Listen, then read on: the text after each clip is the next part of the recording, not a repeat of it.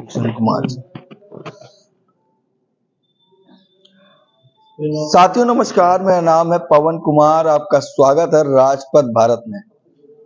इस वक्त मैं आगरा में मौजूद हूं और लोगों से मुलाकात का दौर शुरू हो चुका है। इस वक्त जो हमारे साथ शख्सियत मौजूद हैं उनसे हम आपको रूबरू करा दें। उनका नाम है गुलशन कुमार। गुलशन कुमार के बारे में जानकारी अगर उनके द्वारा ही मिले ज्यादा बेहतर होगी। अलीगढ़ से शायद पीएचडी करना है, मतलब बच्चों को पढ़ा रहे हैं। हाँ, मैं एक कॉलेज में एटा में है, उसमें मैं असिस्टेंट प्रोफेसर हूँ इस समय। Assistant professor. और मेरा जो थीसिस है, मेरा जो पीएचडी है वो साहब कांशीराम और बहुजन राजनीति पर ही है। बात समझिएगा, फिर से मैं बोला था, किस पे आप कर रहे हैं? साहब कांशीराम और बहुजन राजनीति पर मेरा थीसिस है, मेरा पीएचडी है। अब जिस व्यक्ति के बारे में लोग किताबों के द्वारा पढ़ते हैं, जिस व्यक्ति के बारे में लोग जानना चाहते हैं, उस पर पीएचडी करना, उनके बारे में जानने पे पूरी बात करेंगे। सर, पीएचडी की तो मानव कांशीराम साहब का नाम ही क्यों उन पे क्यों स्टडी की? क्योंकि बाबा साहब को मैंने जब पढ़ना शुरू किया, और जैसा आप जानते हैं कि हमें तो कॉलेज में एडमिशन बड़ी मुश्किल से मिला, और उसके बाद जब बाबा साहब को मैंने पढ़ा तो मेरा पहला मन हुआ कि बाबा साहब अम्बेडकर पर पीएचडी करना चाहूँ। और मैं जब पीएचडी करने के लिए गया तो मुझे लगा कि बाबा साहब अम्बेडकर पर भी काफ़ी पीएचडी पहले हो चुकी थी। बाबा साहब अम्बेडकर एक शख्सियत हैं, लेकिन बाबा साहब के बाद में मुझे लगता है कि साहब कांशीराम वो शख्सियत हैं जिन्होंने बाबा साहब और जितने बहुजन महापुरुष हैं सबको घर घर तक पहुँचाया। तो मुझे लगता था कि जब साहब कांशीराम ने काम किया तो साहब कांशीराम को घर घर तक पहुँचाने के लिए मुझे लगता है कि मुझे कम से कम उन पर थीसिस पूरी करनी चाहिए थी, तो मैंने इसलिए साहब कांशीराम को पढ़ा। अच्छा, क्या आपने समझा अभी तक, क्या उसमें जाना? कुछ कम शब्दों में या बेहतर लाइन कुछ बता सकते हैं? साहब कांशीराम मेरे हिसाब से वो शख्सियत हैं कि बाबा साहब अम्बेडकर के बाद में रहती दुनिया तक उनका नाम रहेगा, क्योंकि बाबा साहब अम्बेडकर ने एक आधार दिया। जैसे बाबा साहब अम्बेडकर ने संविधान लिखा और एक आधार दे दिया, हमें लड़ने का आधार दिया, पढ़ने का आधार दिया, आगे बढ़ने का आधार दिया, लेकिन उसके बाद में लड़ना, पढ़ना और आगे बढ़ना, ये तीनों काम साहब कांशीराम ने सिखाए। अच्छा, तीनों काम, लड़ना, पढ़ना और आगे बढ़ना, ये तीनों काम साहब कांशीराम ने सिखाए समाज को। और सभी महापुरुषों के इतिहास को सामने लाके एक साथ लाना। ये सब ये साहब कांशीराम ने किया। जैसे 1970 तक आते आते 70 और 80 के दशक तक बाबा साहब की जो किताबें थी, जो बाबा साहब 4 दर्जन से ज्यादा अच्छी किताबें लिख करके, वो भारत के किसी विश्वविद्यालय तक में नहीं थी लगी थी। अगर साहब कांशीराम नहीं आते तो बाबा साहब अम्बेडकर को भी किसी घर तक नहीं पहुंचने दिया जाता। मुझे लगता है साहब कांशीराम आए और साहब कांशीराम कहते थे कि मैं अम्बेडकर को, फूले को, पेरियार को, साहू जी महाराज को, इन सबको जो उत्तर भारत में लेकर के आया हूँ। और पूरे उत्तर भारत में साहब कांशीराम ने एक आंदोलन भी चलाया, और वो आंदोलन था अम्बेडकर मेला ऑन व्हील्स, यानी कि एक छोटे छोटे जो हाथी होते हैं, छोटा हाथी या एक मेटाडोर टाइप का, और उसमें साहब कांशीराम चारों तरफ महापुरुषों की तस्वीर लगा करके और कुछ बोलने वाले लोग उसमें रख करके साहब कांशीराम ने 9 राज्यों में ये मेला 6 महीने तक चलाया और घर घर तक लोगों को जो है महापुरुषों को पहुंचाया। तब हम लोग जान पाए हैं। साहब नहीं होते तो मुझे लगता है कि हम लोग बाकी महापुरुषों को भी नहीं जान पाते। बाबा साहब को सिर्फ महाराष्ट्र तक सीमित करके रख दिया जाता। इस पर मैं चर्चा करूंगा। मैं पहले चाहूंगा कि जो मेरे सब्सक्राइबर्स हैं, हमारे सब्सक्राइबर्स हैं, आप भी राजपथ देखते ही हैं। मैं राजपथ का दर्शक हूँ। हाँ, मैं खुद भी राजपथ का दर्शक हूँ। और तो मैं यहाँ पर एक सवाल, आप अपने बारे में परिचय की पढ़ाई कहाँ से शुरू की, फिर पीएचडी करने तक थोड़ा सा अपने आप को परिचय करें, कहाँ के हैं? मैं मूलतः अलीगढ़ से ही रहने वाला हूँ और मेरी शिक्षा दीक्षा अलीगढ़ में एक कॉलेज है, डीएस कॉलेज, वहाँ से हुई। मैंने डबल एमए किया, बीएड किया। उसके बाद आगरा विश्वविद्यालय, जहाँ आप बैठे हैं, डॉक्टर अम्बेडकर, भीमराव अम्बेडकर यूनिवर्सिटी आगरा में है, वहाँ से मेरा थीसिस, मेरी पीएचडी साहब कांशीराम पर है। उसके बाद मेरी पहली नौकरी नवोदय में लगी, और हाँ, उस नवोदय मेरा लगा टीचर के लिए। उसके बाद में 1 साल बाद ही मेरी दूसरी नौकरी लगी सरकारी, वो भी टीचर के लिए लगी अलीगढ़ में। उसके बाद ये तीसरी नौकरी है मेरी, जो मैं असिस्टेंट प्रोफेसर हूँ, आज मैं पढ़ा रहा हूँ एटा के डिग्री कॉलेज में। और ये मेरा छोटा सा परिचय है। मिशन कांशीराम की अगर बात करें तो तमाम आज राजनीतिक पार्टियां मिशन कांशीराम चला रहे हैं, तो मिशन कांशीराम के लिए किसके साथ जाना जरूरी है? और आप एजुकेशन के साथ पीएचडी के बाद प्रोफेसर बन गए, उसके साथ क्या कर रहे हैं? मेरा एक छोटा सा संगठन है, संगठन का नाम बहुजन महासभा है। और मैं उसमें जितने महापुरुष हैं उनको विचारधारा को जन जन तक पहुंचाने के लिए कैडर लेने का काम करता हूँ। तो मुझे सर्विस के बाद जितना भी समय मिलता है और मैं सारा समय समाज में दे देता हूँ और कैडर लेता हूँ। गाँव गाँव जा करके मैं जो है दर्जनों कैडर में अब तक ले चुका हूँ। पिछले 2 महीने से मैं लगातार कैडर ले रहा हूँ। 2 महीने पहले मैंने अपना संगठन बनाया था। अच्छा, मुझे ये बताइए, मानव कांशीराम साहब का जो मिशन मूवमेंट है उसको बसपा तो लेकर चल रही थी, मगर तमाम राजनीतिक पार्टी चल रही हैं आज के दौर पे, तो इसको कैसे देख रहे हैं? पहले देखिए, साहब कांशीराम तो बसपा के थे, बसपा के हैं और बसपा के ही रहेंगे। और साहब कांशीराम की विचारधारा को मुझे नहीं लगता कि बसपा के अलावा कोई और आगे बढ़ा पाएगा। बसपा ही बढ़ाएगी, बसपा ही बसपा ही बढ़ाएगी, उसके अलावा दूसरा कोई विकल्प है नहीं है और बनेगा भी नहीं। नेता इस समय मायावती से बड़ा कोई नेता नहीं है, माननीय बहन जी से बड़ा, बहन जी से बड़ा पूरे भारत में कोई नेता नहीं है। कई ऐसे लोग हैं जो बाबा साहब की विचारों की बात करते हैं और सांसद भी बने हैं और आज अलग राज्यों में वो अपनी एक बड़ा वर्चस्व रख रहे हैं। देखिए, ऐसे जितने भी लोग हैं उनके लिए साहब कांशीराम ने 1982 में एक किताब लिखी और उस किताब का नाम था चमचा युग। और साहब कांशीराम ने कहा कि जितने भी ऐसे लोग हैं जो दूसरी पार्टी में जा जाकर के सांसद बन जाते हैं, लेकिन वो अपने समाज के कभी नहीं हो पाते। आप देखेंगे कि लगभग 84 जो सांसद रिजर्व कैटेगरी से आते हैं, SC से, और ST से भी लगभग 47 सांसद आते हैं, तो 131 सांसदों में लगभग 40% सांसद बीजेपी के पास में आज और दूसरी पार्टियों के पास में भी हैं। लेकिन जब दलितों के अधिकारों के लिए, पिछड़ों के अधिकारों के लिए जब लड़ने की बात आती है, तो इनमें से एक भी सांसद जो है खड़ा दिखाई नहीं देता। जैसे दलितों को घोड़ी से उतार दिया जाता है, उनकी बारातें रोक दी जाती हैं और उनके साथ दिन रात अत्याचार होता है, बहन बेटियों के साथ बदतमीजी की जाती है, मूछें रखने पर मार दिया जा रहा है, बुलेट चलाने पर मार दिया जाता है, खेत की मेड़ पर चढ़ने पर मार दिया जाता है। तो उस समय मुझे लगता है एक भी सांसद की आवाज़ कहीं से नहीं आती, ना सड़क से आती है, ना संसद से ये लोग बोलते हैं, ना अपने आवास पर बैठ करके बोलते हैं। एक बात ये भी कहते हैं कि आपके नेता बाहर नहीं निकलते। नहीं, तो माननीय बहन जी आप देखें कि 4 बार मुख्यमंत्री रही हैं और वो तो एक निर्देश या इशारा ही कर दें तो ये बहुत होगा, ये बहुत बड़ी राजनीतिक परिवर्तन हो जाएगा। और मैं कहता हूँ कि बहन जी बाहर ना भी निकलें, और अगर वो जिस दिन ये भी अगर एक ट्वीट भी कर देंगे कि वो जो है गाजियाबाद से गाजीपुर तक निकलने वाली है, मुझे लगता है इतने में ही सरकार बदल जाएगी। नारा और विचारधारा के हिसाब से किसको देखते हैं? बसपा साहब। नारा और विचारधारा दोनों फॉलो। बसपा एक ऐसी पार्टी है जिसने जो कहा वो किया, हमेशा सिद्धांतों के साथ में, विचारों के साथ में बसपा ही चलती है और जो कहती है बसपा ने किया। जितने भी काम आज हम देखते हैं, और मैं कहूँ कि मैं यहाँ बैठ करके आपसे बातचीत कर पा रहा हूँ, इसके पीछे बसपा की एक बहुत बड़ी ताकत रही है। अच्छा, हाँ। मेरा ये सवाल लेने का जो कारण था वो इसलिए था, जब आपको बसपा की विचारधारा, बसपा का एक शैडो है जिसका नाम है बामसेफ, तो आप मुझे ये बताइए कि आज के समय में बामसेफ जैसे संगठन जो बैक शैडो है, उसको छोड़कर आपने संगठन पे क्यों बनाया? नहीं, मैं पहले बसपा में ही गया सर। मैंने जो लोकल जो लीडरशिप है बसपा की, उनके साथ मिलकर के मैंने पहले बसपा ज्वाइन की और उसके बाद पता नहीं उन लोगों को मुझसे क्या दिक्कत होनी शुरू हो गई। हालांकि मैं कहता नहीं हूँ क्या चीज़, एक मिनट फिर से बताइए। पहले मैंने बहुजन समाज पार्टी ज्वाइन की और मेरा उद्देश्य बस ये था कि जैसे मेरे थीसिस आप पर है, तो मैं चाहता था कि मेरे पास जो भी है, जो भी मैंने अर्जित किया है, जो शिक्षा मैंने प्राप्त की है, उसका लाभ जो है समाज में पहुंच जाए। इसलिए मैं जब बहुजन समाज पार्टी ज्वाइन की, उसके बाद में ये हुआ कि बहुजन समाज पार्टी के कुछ लोकल लीडरशिप है, उनको पता नहीं मुझसे क्या दिक्कत होने लगी, उन्होंने फिर मुझे बुलाना बंद कर दिया, बातचीत करनी बंद कर दी। और वजह जानने की कोशिश नहीं, वजह मैंने जानने की कोशिश नहीं की, मुझे पता था। उस बात को मैं कहता नहीं, दोहराता नहीं हूँ। एक लीडरशिप है, जिलाध्यक्ष अलीगढ़ के रहे, नाम नहीं लूँगा, उन्होंने कहा कि ये बहुत तेज किस्म का व्यक्ति है और ये वो कर सकता है, तो इस तरह की बातें उन्होंने कहा। और मेरा मानना है कि मैं सिर्फ अपना काम कर रहा हूँ। आप तो पार्टी में नेता बनना नहीं चाह रहे हैं, आप तो मिशन मूवमेंट, मैं तो मिशन मूवमेंट पे काम, मैं तो अभी भी, आपकी तो PhD हो गई, तब उनको क्या दिक्कत है तेज में? अभी तो वही बता सकते हैं क्या दिक्कत होगी।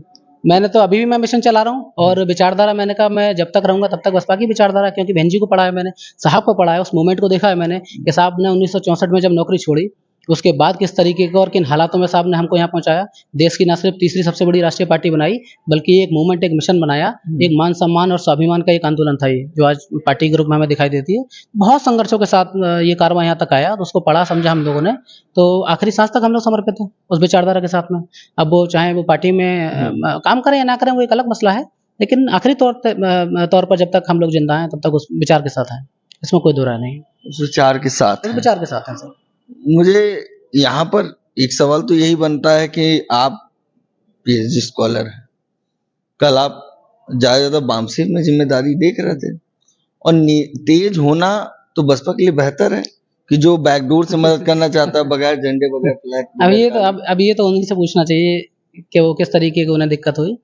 बहरहाल ये था कि अब उन्होंने मुझसे बातचीत तक बंद कर दी है। मुझे काम करना था और मिशन मूवमेंट में जितना भी मेरा योगदान हो सकता है, जो मेरे पास समय है, क्षमता है। और ये जो संगठन आपने बनाया, ये आज भी ये सर 2 महीने पहले मैंने बनाया, 3-4 जिलों तक हम लोग पहुँच गए। यानी ये जल्दी का मामला है। ये 2 महीने पहले बनाया मैंने। जब मुझे लगा कि जब 25 फरवरी को हम लोगों ने बनाया, 2 महीने हो गए इसको, और जब मुझे लगा कि मुझे समाज के लिए कुछ मैं कर सकता हूँ या मुझ में कुछ क्षमताएँ हैं, या मैं कम से कम वैचारिक तौर से समाज को जो है जोड़ने का काम कर सकता हूँ, और कोई दूसरी जब मुझे जगह नहीं मिली तो फिर मैंने एक छोटा संगठन बनाया।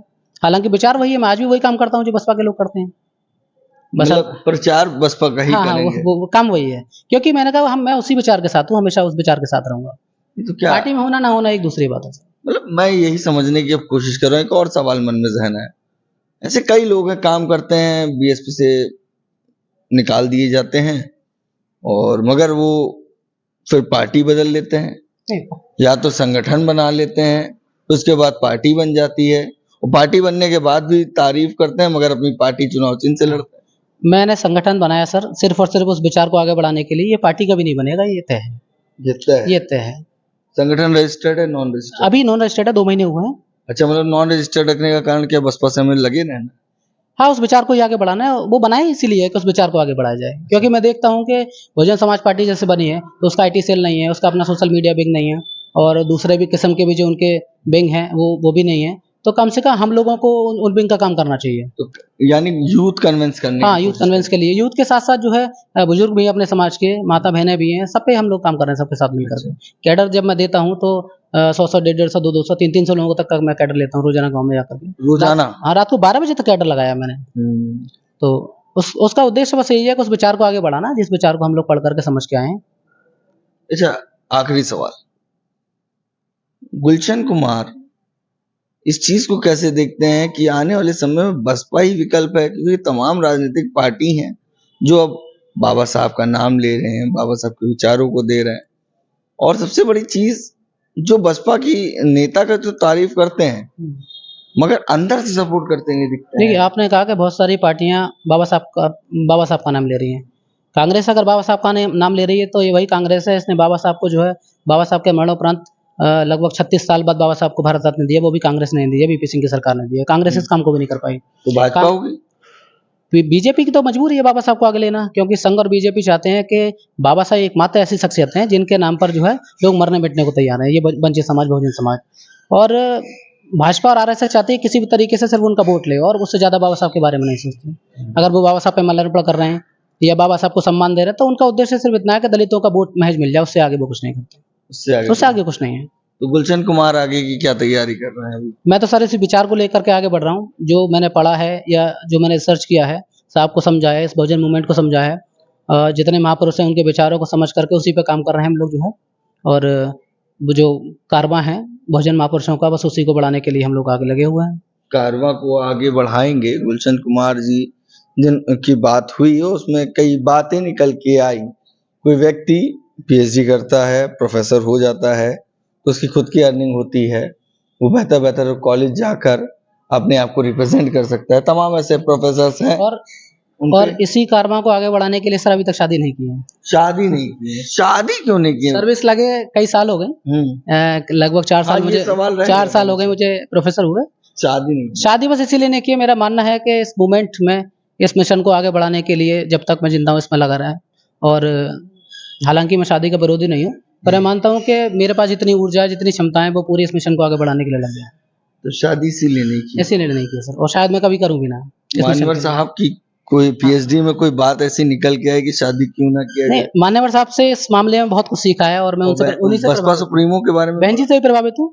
मान्यवर साहब ने जो निर्णय लिया, जब उन्होंने कहा था कि मैं आजीवन अविवाहित रहूंगा, और एक 24 पेज का खत अपने घर पर जब भेजा था, उसी से प्रभावित होकर के माननीय बहन जी ने निर्णय लिया कि वो आजीवन जो है अविवाहित रहेंगी और पूरा जीवन मिशन को समर्पित कर देंगी, जैसा कि उन्होंने किया भी। और इन्हीं 2 महापुरुषों से प्रभावित होकर के मैं सोच रहा हूँ कि मैंने भी सोचा है कि जितना जीवन बचा है वो सब मिशन के लिए समर्पित कर दिया है, समाज के लिए समर्पित कर दिया है। ये गुलशन कुमार इकलौते शख्सियत नहीं है जो अपनी जिंदगी को कहीं ना कहीं बहुजन इतिहास को लोगों के बीच में लाने और संघर्ष करना चाहते हैं, मगर इनका कहना है कि हम बीएसपी के लिए काम तो करना चाहते हैं, मुझे बसपा से कुछ नहीं चाहिए। बसपा से सर मुझे क्या चाहिए, मैं चाहता हूँ कि जितना मेरे पास है वो सब मैं, जो योग्यता है, जो विवेक है, या जो रिसर्च मैंने किया है, वो लोगों के बीच हाँ वो लोगों के बीच जाए, और बसपा के माध्यम से जाए तो सर ये ज्यादा अच्छा होगा। मैं तो बस ये चाहता हूँ। ये गुलशन कुमार थे, इन्होंने तमाम बिंदुओं की बात की। मैं बार बार इसलिए नाम ले रहा हूँ क्योंकि पार्टी में काम भी करना चाहते थे, वो बैकडोर से मदद करना चाहते थे, लोगों की बस्तियों में जाते थे, कैडर कैंप देते थे, पता नहीं क्या दिक्कत है। कैडर कैंप अभी भी लगातार लग रहे हैं सर, बसपा की तरफ से देते, तब बीएसपी के बैनर से सर अब कैसे दे सकता हूँ? बाम सिर्फ के जब उन्होंने मुझसे जो बातचीत ही करना बंद कर दिया, उसके बाद उनके बैनर का इस्तेमाल कैसे कर सकता हूँ? और फिर मुझे समाज को जोड़ना भी था, सारे लोग लगे हुए हैं, तो जितना मुझसे हो सकता है, इसीलिए एक छोटा संगठन मुझे बनाना पड़ा, और 2 महीने पहले हमने बनाया। 3-4 जिलों तक हम लोग कल मौका मिले फिर बहन जी का जो निर्देश होगा, और कभी होगा तो जितना है आपको अपना सब कुछ लगा देंगे मिशन के लिए। संगठन तो सर उसी लिए बनाया, उसी विचार को आगे करने के लिए बनाया है। अगर कल बसपा में जाएंगे तो आपका संगठन नहीं रुक जाएगा? संगठन कैसे रुक जाएगा? संगठन बनाया ही उस विचार को आगे बढ़ाने के लिए। नहीं, बामसेफ में काम करना पड़ेगा, संगठन को दूसरे साथी संभाल लेंगे। उसमें क्या है? वो दरअसल संगठन उस विचार को आगे बढ़ाने के लिए ही बनाया गया है।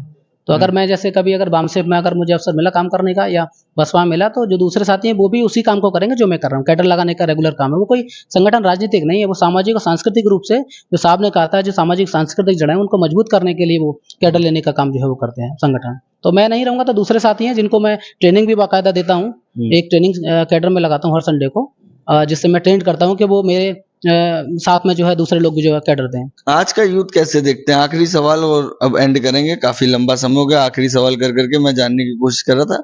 आज के यूथ को क्या देखते हैं कि बाबा साहब, जो मानवर साहब चाहते थे उस तरह की विचारधारा की बात हो रही, बाबा साहब जैसे भारत देखना चाहते वैसी बात हो रही, कि आज अलग ही कैडर चल रहा है, लाठी चलाना और FIR दर्ज करवाना, धरना प्रदर्शन? बाबा साहब और साहब कांशीराम दोनों इस बात को जानते थे, और दोनों ने इस बात को लिखा भी और कहा भी कि ये आंदोलन कलम कॉपी और किताब का आंदोलन है। ये लाठी डंडे झंडे का बाद में आंदोलन, पहले कलम कॉपी किताब। आप ऐसे समझें कि जैसे साहब कांशीराम ने जब 1964 में अपनी नौकरी छोड़ी, तो नौकरी छोड़ने के बाद में साहब कांशीराम ने पहले बामसेफ बनाया, ना कि पहले DS4 बनाया। बामसेफ कलम कॉपी किताब का आंदोलन था, एक संगठन था।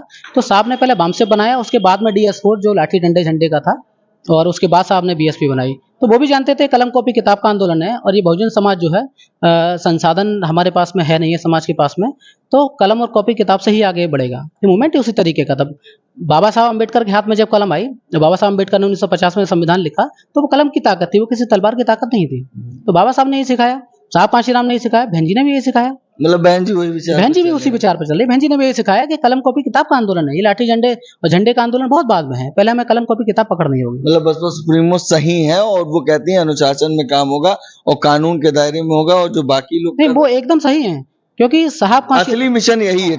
साहब कांशीराम ने एक बार कहा था कि जो ऊंची जाति के लोग हैं उनसे सामने तौर पर लड़ करके हम लोग कभी नहीं जीत सकते, क्योंकि हमारे पास उतने संसाधन नहीं है, हमारे पास उतनी ऊर्जा नहीं है, हमारे युवाओं के पास उतनी शिक्षा नहीं है। तो पहले हम लोग युवाओं को शिक्षित करेंगे, उनके अंदर योग्यता विकसित करेंगे, और उनके हाथ में पहले कलम आए, IAS बने, IPS बने, कलेक्टर बने, डॉक्टर बने, प्रोफेसर बने, इंजीनियर बने, वकील बने। ये सिस्टम में पहले हम लोग आए, सिस्टम में आने के बाद में जो राजनीतिक आंदोलन है वो मजबूत होगा, उसको गति मिलेगी। तो बहन जी जो कर रही हैं वो मुझे लगता है कि एकदम बेहतरीन काम कर रहे हैं, इसमें कोई दो राय नहीं है। वोट से लेंगे CM PM, आरक्षण से लेंगे SPDM, तो इसका मकसद यही था साहब का यही था कि वोट से लेंगे CM PM, आरक्षण से SPDM, यानी कि हम लोग जो है राजनीतिक प्रतिनिधित्व के तौर पर CM से लेकर के PM तक जाएंगे, और हम लोग जो है शैक्षिक प्रतिनिधित्व के तौर पर हम लोग जो है SPDM तक पहुंचेंगे। हाँ, तो ये बिंदु थे जो बहुजन मूवमेंट चल रहा था और जो चल रहा है। बसपा में कुछ लोग काम करना चाहते हैं, और आज भी बसपा को समर्पित हैं गुलशन कुमार, और लगातार ये काम करे। प्रोफेसर कह सकते हैं, डॉक्टर गुलशन कुमार जी। और ये पहले शख्सियत है जो आपके पास मैंने पहुंचाने की कोशिश की है। कैसा लगा हमारा वीडियो कमेंट करके जरूर बताइएगा। बाकी बने रहेगा राजपूत भारत के साथ।